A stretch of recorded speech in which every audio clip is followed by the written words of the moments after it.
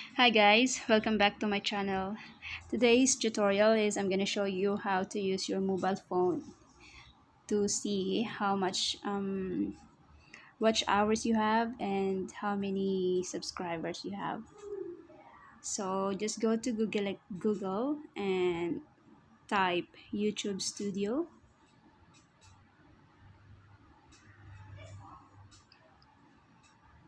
and then this will appear on your screen, and you can see the YouTube Studio. There's a link on top. You can press that.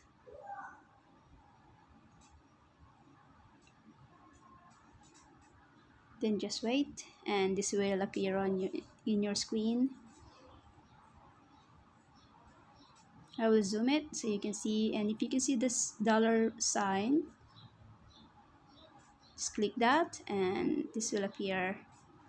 So as you can see, I have how many subscribers?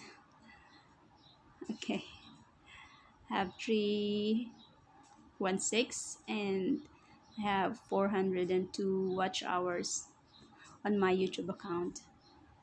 So you don't need to go and get your desktop computers just to see how many subscribers and watch hours you have in your account. You can also use your phone. So thanks for watching. I hope this helped.